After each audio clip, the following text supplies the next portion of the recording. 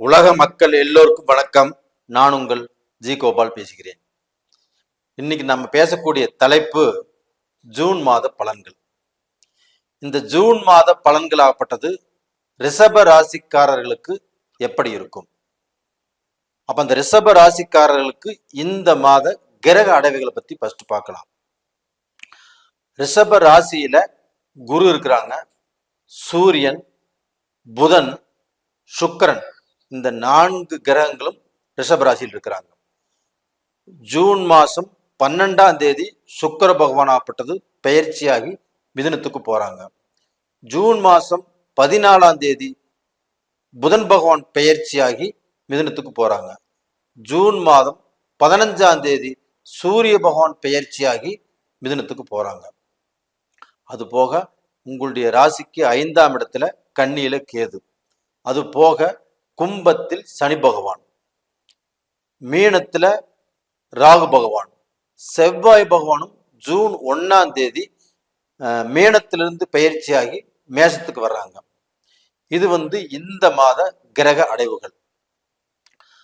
அப்ப இந்த மாத கிரக அடைவுகள் எங்களுக்கு என்ன சார் பலன், எங்களுக்கு ஏதாவது நல்லது நடக்குமா அப்படிங்கிற எதிர்பார்ப்போடு தான் இந்த வீடியோவை பார்க்குறீங்க. ரிஷபராசி, ரிஷபராசிக்காரர்களுக்கு இருக்கக்கூடிய ஆண் பெண் எல்லாத்துக்குமே நான் சொல்லக்கூடிய நல்ல செய்தி என்னன்னா, உங்களுக்கு இதற்கு முன்னால் இருந்த அந்த தாழ்வு மனப்பான்மையை விட்டுருங்க. என்னால முடியாது, என்னால செய்ய முடியல, என்னால வளர முடியாது, நான் டோட்டலா பாதிக்கப்பட்டுட்டேன், நிறைய இழந்துட்டேன் அப்படின்னு உங்க மேல இருக்கக்கூடிய நம்பிக்கையே நீங்க இழந்து வாழ்ந்துட்டு இருக்கிறீங்க.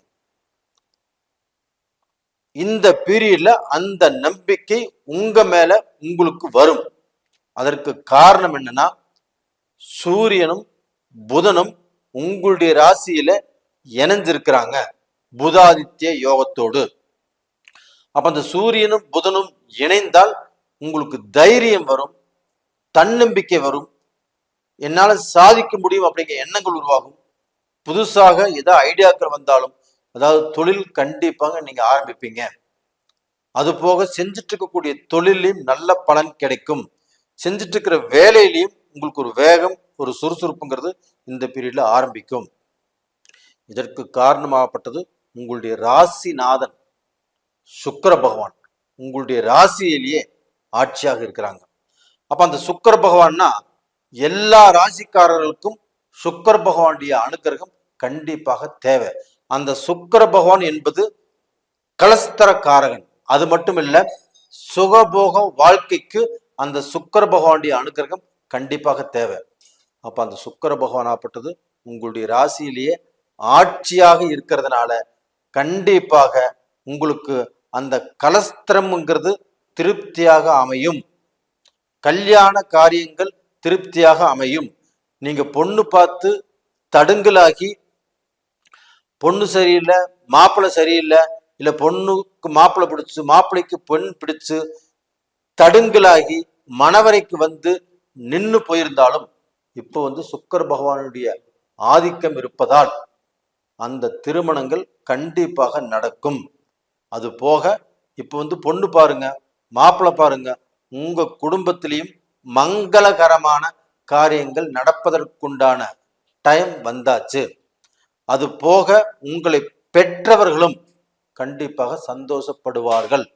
என்னுடைய மகனுக்கு கல்யாணம் நடக்க போகுது, என்னுடைய மகளுக்கு கல்யாணம் நடக்க போகுது, என்னுடைய மகளுக்கு இத்தனை வருஷ காலங்கள் கல்யாணம் நடக்காமல் நான் வேண்டிய கடவுள் எனக்கு கண் திறந்து பார்த்துருச்சு, எனக்கு நல்லது நடக்க போகுது அப்படின்னு சந்தோஷப்படக்கூடிய டைம் வந்தாச்சு. இதுக்கப்புறமாப்பட்டது உங்களுக்கு அந்த சூரிய பகவானும் புதன் பகவானும் பெயர்ச்சியை மிதுனத்துக்கு போறாங்க. அந்த மிதுனத்திலையுமே புதன் ஆட்சி, அந்த புதனோடு சூரியன் இணையறாங்க. அங்கேயுமே புதன் ஆட்சி பெற்ற புதனோடு சூரியன் இணைவதால் உங்களுக்கு அந்த புதாதித்ய யோகத்துடைய யோகம் கண்டிப்பாக கண்டினியூவா கிடைக்கும். அப்ப அந்த புதாதித்ய யோகத்தினால கண்டிப்பாக உங்களுக்கு உங்களுடைய வாழ்க்கையில எனக்கு எதுவுமே நடக்க மாட்டேங்குது, எனக்கு எல்லாமே சோதனையா போயிட்டு இருக்குது, எனக்கு வீட்டில் இருக்கிறதுக்கு பிடிக்கல, வேலை செய்யறதுக்கு பிடிக்கல, வேலை செஞ்சாலும் திருப்தி இல்லை, வேலை செய்யக்கூடிய இடத்துல எனக்கு ப்ரெஷர் டார்ச்சர், இந்த மாதிரி குழப்பங்கள் இருந்தாலும் இந்த குழப்பத்தை அந்த சூரிய பகவானும் புதன் பகவானும் தீர்த்து கொடுப்பாங்க. எப்படின்னு பார்த்தீங்கன்னா, அங்க உங்களுடைய ராசிக்கு 2ஆம் இடத்துல புதன் ஆட்சி, அந்த 2ஆம் இடத்து அதிபதியும் 5ஆம் இடத்து அதிபதியும் புதன் தான். அப்ப அந்த புதன் பகவான் ஆட்சியாக இருப்பதால் உங்களுடைய வாழ்க்கையில வேலை போச்சு, வேலையில கஷ்டம் பிரச்சனை இது இருந்தாலும் தீர்த்து கொடுப்பாங்க. அதே சமயத்துல சொந்த தொழில் செய்யறவங்களுக்கு அந்த 5ஆம் இடத்து அதிபதியும் 2ஆம் இடத்து அதிபதியும் ஆட்சியாக இருக்கிறதுனால நீங்க சொந்த தொழில்ல எவ்வளவு நஷ்டப்பட்டிருந்தாலும், அடுத்தவர்களை நம்பி ஏமாந்து போயிருந்தாலும், பல துரோகங்களும் உங்களுக்கு செஞ்சிருந்தாலும், இதுல நீங்க பாதிக்கப்பட்டிருந்தாலும், அது எல்லாத்தையுமே இந்த 5ஆம் இடத்து அதிபதியும் 2ஆம் இடத்து அதிபதியுமான புதன் பகவான் ஆட்சியாக இருந்து உங்களுக்கு எல்லா விஷயத்தையுமே சரி செய்து கொடுப்பார். இது சாஸ்திர ரீதியாக உண்மை. அப்போ உங்களுக்கு 2ஆம் இடத்து அதிபதியும் 5ஆம் இடத்து அதிபதியும் ஆட்சியாக இருக்கிறதுனால உங்களுடைய திறமைகள் கண்டுபிடிக்கப்படும். அப்போ உங்களுக்கு திறமைகளுக்கு தகுந்த வேலை வாய்ப்புகள் கிடைக்கும். அதே சமயத்துல ஒரு பிசினஸ்ங்கிறது பண்ணலாம். உங்களுடைய திறமையை தேடி உங்களுக்கு மேல உள்ளவங்க, சுப்பீரியரா உள்ளவங்க, ஒரு வசதியா உள்ளவங்க உங்களை தேடி வந்து அழைப்பாங்க. அப்போ உங்களுக்கு உங்களுடைய திறமைக்கு தகுந்த பணி கிடைக்கும். இது கண்டிப்பாக நடக்கும். அது போக கவர்மெண்ட் உத்தியோகத்தில் உள்ளவங்க, ஒரு அரசியல்ல உள்ளவங்க, ஒரு வேலையில் உள்ளவங்க, இவங்க எல்லாத்துக்குமே ஒரு மேல் பதவி உயர்வு, அந்த உங்களை கௌரவப்படுத்துறது, இது எல்லாமே நடக்கக்கூடிய வாய்ப்புகள் இப்ப நல்லா இருக்குது. அப்ப டோட்டலா பாத்தீங்கன்னா இந்த ரிஷபராசிக்காரங்களுக்கு எல்லாமே திருப்தியா இருக்குது. ஆனா அதே சமயத்துல உங்களுடைய ராசிக்கு 7ஆம் இடத்து அதிபதி செவ்வாய் பகவான். அப்ப அந்த 7ஆம் இடம் என்பது என்ன? கலஸ்திரகாரகன். அந்த செவ்வாய் பகவான் உங்களுடைய ராசிக்கு 12ஆம் இடத்துல இருக்கிறாங்க. அப்ப இந்த 12ஆம் இடத்துல இருந்தால் 7ஆம் இடத்து அதிபதி 12ஆம் இடத்துல மறையலாமா? மறையக்கூடாது. மறைந்தால் என்ன ஆகும்? வரக்கூடிய வரன் பிரச்சனையாகும். நீங்க வரன் பார்த்தாலும் தடுங்கலாகும். குறிப்பா இந்த ஆண்களுக்கு பல ரூபத்திலையும் திருமணங்கள் பாதிக்கப்படக்கூடிய வாய்ப்புகள் இருக்குது. இது 7ஆம் இடத்து அதிபதி 12ஆம் இடத்துல மறையும் போது, அதே சமயத்துல இந்த 7ஆம் இடத்து அதிபதி 12ஆம் இடத்துல ஆட்சி ஆகும் போது கண்டிப்பாக நடக்கும், திருமண காரியங்கள் நடக்கும். அப்ப நீங்க எதிர்பார்த்த அந்த வரனே உங்களுக்கு அமையும். காதல் கல்யாணங்கள் கண்டிப்பாக சக்சஸ் ஆகும். அப்போ உங்களுக்கு காதலுக்கு கண்டிப்பாக ஒரு முடிவு கிடைக்கும். அப்ப டோட்டலா பாத்தீங்கன்னா இந்த 7ஆம் இடத்து அதிபதி 12ஆம் இடத்துல ஆட்சி பெறுவதால் உங்களுடைய வாழ்க்கையிலையும் பலம் கிடைக்கும், உங்க வாழ்க்கையிலும் நல்ல சந்தோஷங்கள் கிடைக்கும். அதே சமயத்துல இந்த ரிஷபராசியில பிறந்தவங்க எல்லாத்துக்குமே நல்லது செஞ்சு எல்லாரும் நல்லா இருக்கணும்னு அவங்களுக்கோசரமே வாழ்ந்து தன்னுடைய வாழ்க்கையை அர்ப்பணிச்சவர்கள் இன்னைக்கு கஷ்டப்பட்டு இருக்கிறாங்க. அவங்களும் இந்த காலகட்டத்துல எல்லாத்தையுமே புரிஞ்சு தெரிஞ்சு நடந்துக்கூடிய வாய்ப்புகள் இந்த பீரியட்ல கிடைக்கும். கண்டிப்பாக நல்லா இருப்பீங்க. அது போக உங்களுக்கு படிப்பு சம்பந்தப்பட்ட விஷயங்கள், இப்போ 2ஆம் இடத்துல புதன் தான் கல்விக்கு காரகன். அப்ப 2ஆம் இடத்து அதிபதியும் புதன், 5ஆம் இடத்து அதிபதியும் புதன்.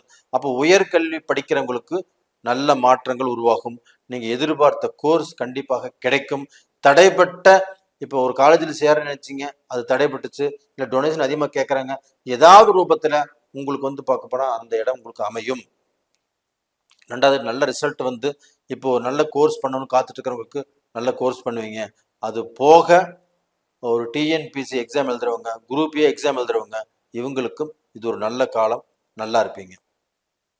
உங்களுக்கு இந்த சந்திராஷ்டம காலங்கள் எப்படின்னா 21 சாயந்தரம் 6 மணிலிருந்து 23 சாயந்தரம் 10 மணி வரைக்கும் சந்திராஷ்டம காலங்கள். இந்த காலகட்டத்தில் நல்ல காரியங்களை கண்டிப்பாக செய்யாதீங்க. ஒரு ரிஜிஸ்டர் பண்ணாதீங்க, ஒரு முக்கியமான டாக்குமெண்ட்ல கையெழுத்து போட வேண்டாம், நல்ல முடிவுகளை அந்த காலகட்டத்தில் எடுக்க வேண்டாம், நல்ல விஷயங்களை செய்ய வேண்டாம். அந்த டேட்டை கொஞ்சம் பார்த்துக்கோங்க. அதுபோக நீங்க இந்த காலகட்டத்தில் வணங்க வேண்டிய தெய்வம் எதிர்த்துட்டீங்கன்னா சிவபெருமான். அந்த சிவபெருமானுக்கு வில்வ மாலையை சாத்தி வணங்கி வாங்க, கண்டிப்பாக நல்லா இருப்பீங்க. அப்போ டோட்டலாக பார்த்தீங்கன்னா இந்த பீரியட்ல நீங்க செய்யக்கூடாத காரியங்கள் என்னன்னா, முடிஞ்ச வரைக்கும் அடுத்தவங்களுக்கு ஜாமீன் போடுறது, அடுத்தவங்களை நம்பி ஒரு காரியம் செய்வது, அடுத்தவங்க ஒரு விஷயத்துல பொறுப்பேற்க நீங்க கூப்பிடுறது, இது எல்லாமே வேண்டாம். அப்போ டோட்டலா பார்த்தீங்கன்னா எதுவாக இருந்தாலும் நீங்களே யோசனை பண்ணுங்க, நீங்களே முடிவெடுங்க, நீங்களே செய்யுங்க. உங்களுடைய நேரம் நல்லா இருக்குது. நேயர்களே, இது பார்க்க போனா ஒரு பொது பலன்.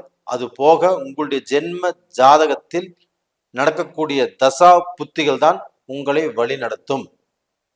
அப்ப அந்த தசா புத்திகள் உங்களுக்கு சாதகமா பாதகமானு தெரிஞ்சுக்கோங்க. அப்படி தெரிஞ்சுக்கிற மாதிரி இருந்தா கீழே 2 நம்பர் இருக்குது, கான்டாக்ட் பண்ணுங்க, வாட்ஸ்அப் பண்ணுங்க. உங்களிடமிருந்து விடைபெறுவது உங்களின் ஜி கோபால். நன்றி, வணக்கம்.